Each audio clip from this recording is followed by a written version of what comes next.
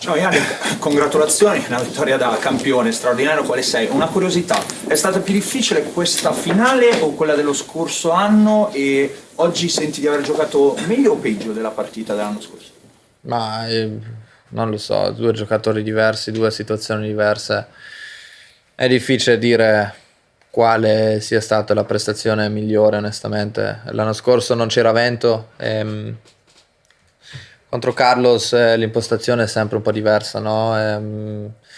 Io credo che oggi è stata veramente una partita giocata in pochi punti, anche il primo set uguale, secondo set, se magari li mette qualche prima in più nel tie break ci può stare che vado 2-7-0 sotto, non si sa, sai, è impossibile paragonare una partita dell'anno scorso e quest'anno, quindi non ti so dire. Ciao Yannick, complimenti. Non siamo abituati a vederti esultare in maniera così vistosa in qualche modo, cioè ti abbiamo visto per terra, forse soltanto la prima volta agli Australian Open avevi esultato così. Perché? Perché Wimbledon è speciale? Non c'è una Perché... spiegazione, è un momento che vivi, non pensi. Sì, onestamente non te lo so dire, non c'è una spiegazione. Ciao Yannick, complimenti prima di tutto. Missione compiuta immagino per te adesso. Che cosa c'è dopo? Che cosa significa aver compiuto questa missione e che cosa viene dopo? Ora è importante godersi questo momento secondo me perché ho lavorato veramente tanto dopo Parigi, veramente pochi giorni liberi, onestamente è stato veramente dura. E non lo so, adesso parliamo con calma con il team quali sono i prossimi obiettivi. Sì, anche programmazione dobbiamo parlare, vedere cosa è meglio per me e poi vediamo, non lo so. Vabbè, mi spiace che in qualche modo hai già risposto, ma volevo capire se l'idea di poter vincere magari 9 Masters 1000 in una stagione è comunque un qualcosa di stimolante o invece non No, ci io pensi? vado torneo dopo torneo, dobbiamo vedere se è la cosa giusta giocare a Montreal a questo punto. E poi vediamo, sai, io adesso in questo momento la cosa più importante è staccare la testa, onestamente, poi eh, decidiamo se giocare Montreal e Cincinnati, se giocare solo Montreal, se giocare solo Cincinnati. Sai, ci sono tante opzioni in questo momento, quindi vediamo, però non penso così tanto in avanti, anche non ha senso. Nick, nel tie break del secondo, quasi all'improvviso l'impressione da fuori è che tu abbia cominciato a leggere meglio la sua battuta, hai risposto quasi sempre in campo, hai fatto la differenza subito con quei 4 punti. Era cambiato qualcosa o hai capito qualcosa in quel momento? Perché fino a quel momento era dura rispondergli. Sì, era dura, però se guardiamo di come, anche in che posizione ho sempre risposto prima, ho sempre cercato di cambiare per capire appunto di come affrontare il tie break, no? Ho puntato proprio sul tie break nel secondo set, onestamente, quindi per me era importante vedere piccoli dettagli, anche una sensazione mia, no, in campo di quello che sentivo io. Il primo punto nel tie break mi sono già spostato verso il rovescio. Sono cose che senti lì, magari o ti va bene o va male, quindi è difficile dire. Poi dopo ho iniziato a vedere un pochettino di più il suo servizio, però è più, secondo me, è più una sensazione da giocatore. Buonasera Yannick, complimenti. Esaurita l'adrenalina della partita, della premiazione, cosa c'è dentro di te in questo momento? Più l'orgoglio per l'impresa che hai compiuto dopo le difficoltà di Parigi, la stanchezza per la battaglia comunque fatta, oppure hai soltanto voglia di staccare tutto e andare in vacanza? No, innanzitutto c'è tanta felicità. Sono orgoglioso da me stesso, del mio team che continua a spingere verso la direzione giusta. E poi io, come ho sempre detto, il lavoro non smette mai, no? Perché secondo me ci sono piccole cose che posso fare meglio,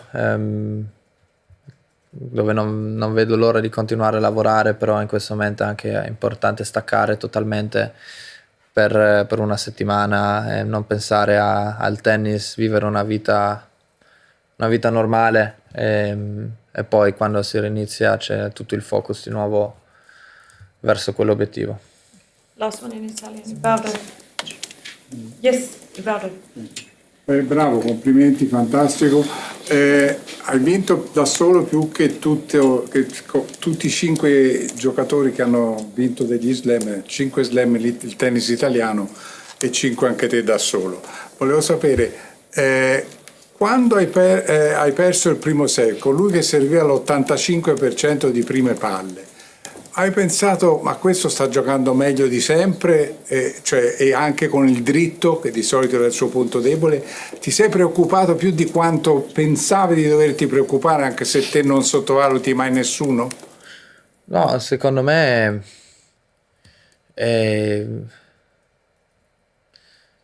non dico che è normale, però stiamo parlando adesso lui è il numero 2 al mondo, cioè non è che è il numero 2 al mondo e quindi è normale che serve benissimo, che tira il dritto bene, che fa il rovescio bene, è la cosa più normale. Poi ha servito veramente bene, il dritto ha tirato forte, però alla fine è finito 7-6, quindi anche questo è un punto positivo per me, vuol dire che anch'io non è che sto giocando male, in questo momento si gioca su 2-3 punti, le ha vinte lui, è importante solo mantenere l'attenzione alta, perché ero sotto un 0-30 poi nel secondo set, importante perché se lì perdo il game finisce il secondo set, no? Quindi è sempre importante stare sul pezzo. Yannick, how satisfying does it feel to have defended your Wimbledon title? Yeah, amazing achievement from my side. Very tough match today against Sasha. Felt like both very high level because it was not easy to play. It was very dusty, breezy. So very happy, and of course standing here again as champion means a lot to me. Yannick, congratulations. You seem quite emotional after the match point. So how do you compare the emotions after this 5th Grand Slam title compared to the four first titles? I think every Grand Slam is different, you know. Different story, different environment, different feelings before the tournament. For me, this one means a lot because it was a tough one after Paris again, because last year was also tough. But coming here, you know, I try to put myself in the best possible position to be as competitive as possible, and this is we put in a lot of work. Days in Monaco, very, very long, and definitely sacrificing a lot of my time and everything to be in this position, you know. So having this achievement means a lot to me, and it was an amazing day today. Matt? Well done, Yannick. I'm curious, like you mentioned, after the last month, and even I guess 9 months or even a year going back, and especially after you beat Novak, you mentioned how nice it was just to be back in a Grand Slam final. I'm sort of curious how much winning this felt like, sort of joy and elation, and also just relief, given your frustration. I don't think it's relief, you know, to be honest. I mean, if I the only thing I'm very happy is that I'm trying to do my best every day, you know, and sometimes you have a tournament with a good outcome and sometimes you just don't have, you know, there's nothing you can really do about, and there is no failure if you don't win a Grand Slam, you know. It's very, very rare days, and now I had 5 in my whole life. We talk about 5 Grand Slams, but at the end of the day, these are 5 days of so many other days, and you just want to enjoy it, you know. And you know, today was a very tough day. if I lose, it's still a great day. You know, playing a Grand Slam final, it's so rare and so special, and so for me, I never take things for granted. Of course, if I choose, I choose this outcome, but you know, at the end of the day, there are always two players, and big respect to Sasha because he's doing something amazing. You know, his game is growing and growing. So, you know, at the same time, that's exactly what's good. You know, because you have always someone who is pushing you to the limit, and we hope that Carlos is coming back as well because tennis needs him. You know, and having Novak still around and having all the young players coming, it's really nice. But in the same time, you always need to work hard and to have moments like this. Congratulations, Yannick. Another really impressive performance, especially on your serve. You know, it was almost 4 hours long, and you only faced one break point. How do you stay so focused? I mean, I don't know. It's just staying in the moment, you know, to be honest, because if you lose serve once, the set is over most likely, especially playing against Sasha and against the best players in the world. You need to be very careful on your own service games, and I have improved throughout the whole tournament. You know, if you see the performance from the first 2-3 matches and how I ended the tournament, you know, it has been always growing, and that's exactly what I needed. You know, I was looking for this improvement, especially, you know, a player improvement from my side, and we made it happen. So of course mentally you need to make the switch as well, you know, to be able to do so, but I'm very happy how I handled the situation, especially this year, and yeah, now it's time to enjoy. Congratulations, champion. Would you agree with the assessment that your decisive weapon in both matches, both against Novak and today against Sasha, was your return?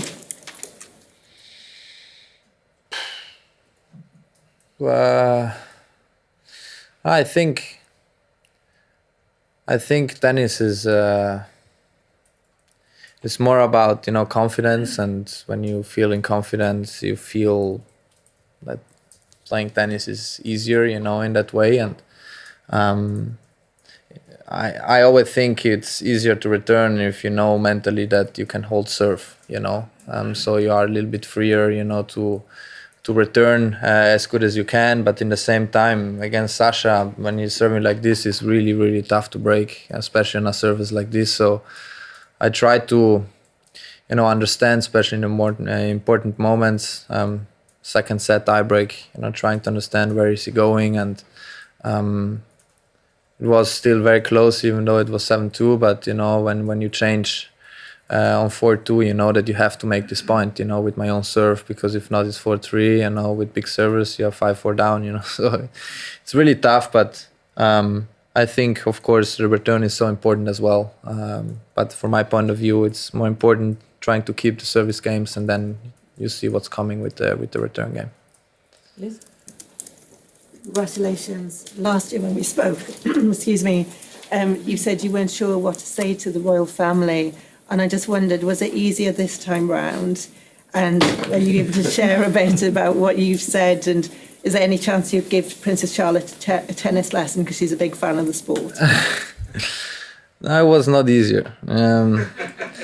You know, I so much respect, you know, so I don't, I never know where the line is, but no, I think, you know, you can really see that, you know, they love the sport, and this is exactly how we feel as players on court when we see them, you know, watching tennis, and you know, they you know, staying there for 4 hours, you know, under the sun with the heat, and it's really nice. And you know, I asked the kids if they still play, and they are very happy. Yes, they do. And we had a very small conversation, but I love it, you know. So that they also take time to talk with me, and it's something really nice. And having the whole, you know, the royal box there as well, and the whole people, you know, staying for a match like this for 4-ish hours. It's amazing, and that's also the reason why we love to play tennis. Cedric? Congrats, Yannick. I just wanted to ask you what made the difference in this match, in your opinion, because till 3-3 in the third, it was like a draw in football. Every stat was every tight. Did you think that at some point the slip had an influence? Did you come up with more intention? Did you win the serve return battle? What made this tiny difference that made you take the lead at this moment? I know we talk about very small details, and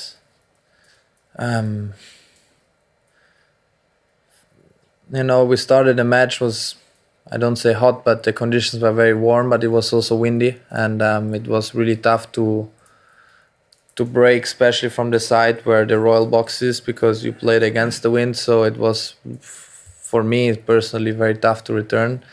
Then at some point, the sun went down, so you couldn't see very well the ball as well. So I tried to understand where the best position would be to return his serve, but it's so difficult because you can stand, very close, but also very far. If he serves like this, is so tough to get into the rally. I had my chances. Felt like in the third set in the beginning was a love 30 where I made a couple of wrong choices, but that's tennis because you cannot be perfect for 4 hours, 5 hours. Honestly, I just tried to accept the situation and be as present as possible with the right attitude, and I think this today was the biggest key, to be honest. And still felt like he was moving quite well after he slipped, but I don't know, you need to ask him how he felt. Okay, last English question here. Yeah, about to ask you about the wind, because it was the day that we had more wind since the beginning of the championships. How did you adjust? And also, were you surprised by the level of his forehand? Because I thought that the level of his forehand was as good as ever in the first 2 sets. Broke a little bit on the fourth set. Were you prepared for that? I could see also from outside, playing him when he was playing other matches, that the forehand he was hitting very fast, and he's a very, very tricky player to play against, because you can have several games where you don't touch the ball because he's serving so well, and then when he has the ball, he's trying to make so much damage, So wind was there at moments. Then fourth set was okay. I felt like when the sun went down, also the wind went down for some reason. But it's really, really tough, and there's also a reason now why he won Grand Slam, why he's so close to what he is doing everything now, So he's improving a lot. I'm very happy for him. I know how much he works, his family as well, and it's good for the sport. So let's see for the next one.